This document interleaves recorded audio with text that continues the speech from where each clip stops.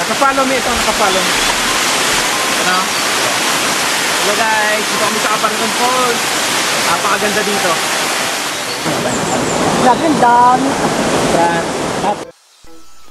Mula Ifugao, bumiyahe kami ng humigit kumulang 10 oras bago mararating ang Tinig Aba. Kami muna ay kumain bago pumunta sa assembly area.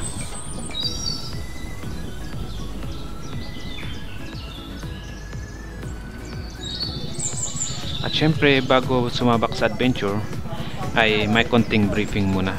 Brief kaming lahat para alam namin ang mga dapat gawin at hindi dapat gawin sa Aparton Falls. At yun na nga, umakyat kami sa monster truck at syempre kanya-kanyang hanap ng comfortability. At ayun na nga, paalis na kami at nauna ang yellow car na army truck, Bumblebee. At kami syempre ay napadaan sa isang napakagandang tulay na pinapaligiran ng magandang tanawin. Masyadong mabilis ang aming sasakyan, kaya tingnan nyo ang tula na ang ingay-ingay.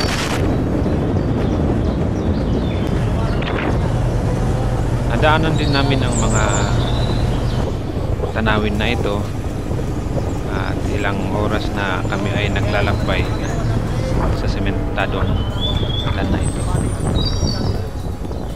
At ayun, na rating na namin ang dulo ng sementado, kaya naglagay na sila ng kadena. Ang kadenang ito ay makakatulong sa sasakyan para akyatin ang mga matitirik at hindi madulas sa mga basang daan at maputik na daan. So ayan, pagkatapos nilagay ni Kuya ang kadena, ito ang kanyang itsura. Ayan. Siyempre, ikot-ikot muna tayo bago sasabak sa adventure rough road na daan. So dito pala ang umpisa ng rough road. So dito magsisimula ang ilang oras na mabagal ang takbo ng sasakyan dahil matirik, pababa, yan, maputik. Shout out nga pala sa Laureano family sa Santa Maria de Pila, Pangasinan, at kay the Black Sheep, shout out sa iyo. Pero dito pa lang sulit na dahil napakagandang tanawin ang namin nakikita. At isama mo pa ang maraming baka na ito.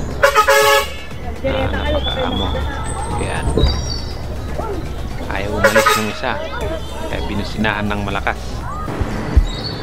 Ito ay isa sa mga tatlong pinakamahirap na inakit ng sasakyan. Yan, akyat, pakurba.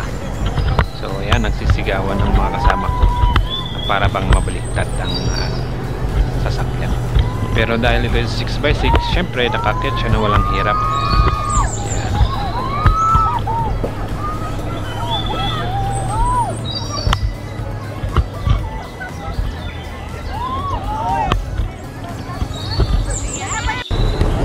Boss, may LTO dyan! Bye-bye!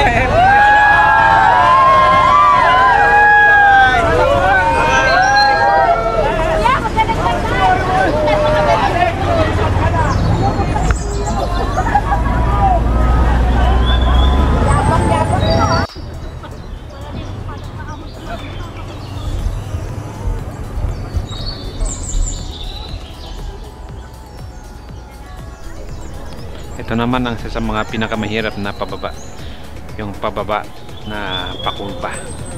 Kaya nagsisigawan na naman ang mga kasama ko.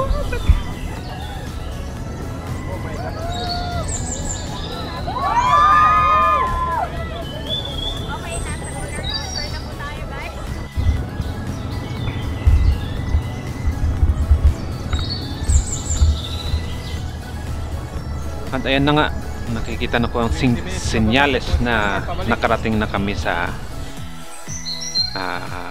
jump off.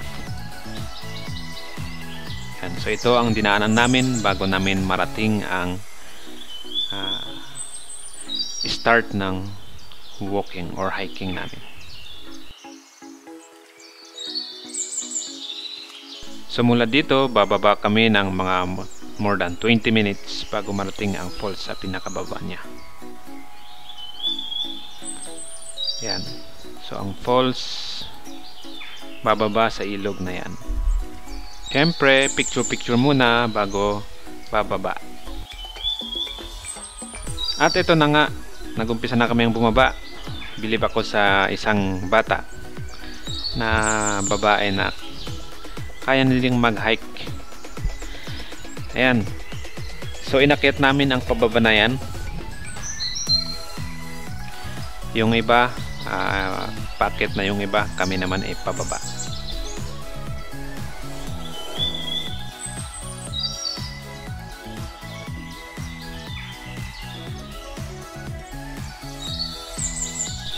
Buti pa sila, pabalik na sila, kami papunta pa lang.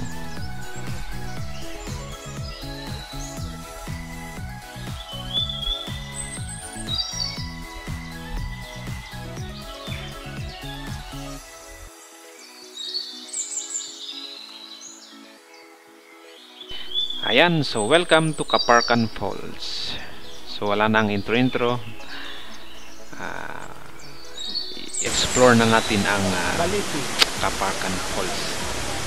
Siyempre umikot tayo, naghanap ng mga kakaiba. So ito ang isang baliti tree ng napakalaki.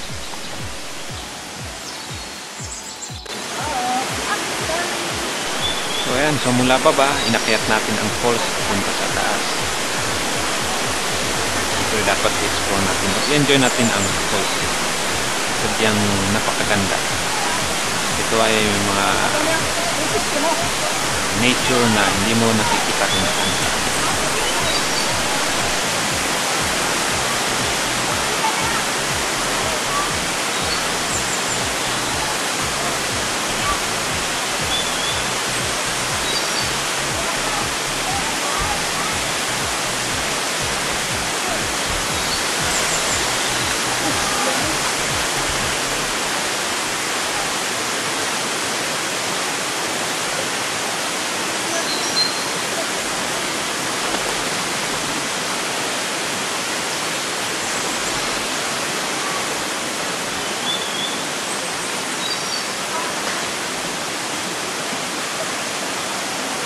Magkano siya pag ano? Magpipicture.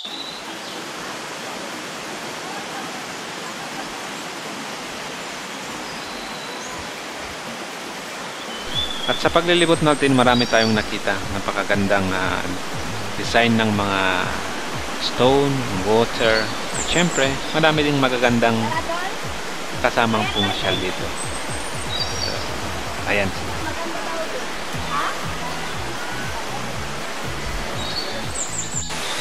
Siyempre tayo umupo, nag-relax. So maraming salamat guys sa panonood. Sana nagustuhan nyo ang video natin. Paki-like, paki-share. Alam ko na yun. Thank you. See you next video.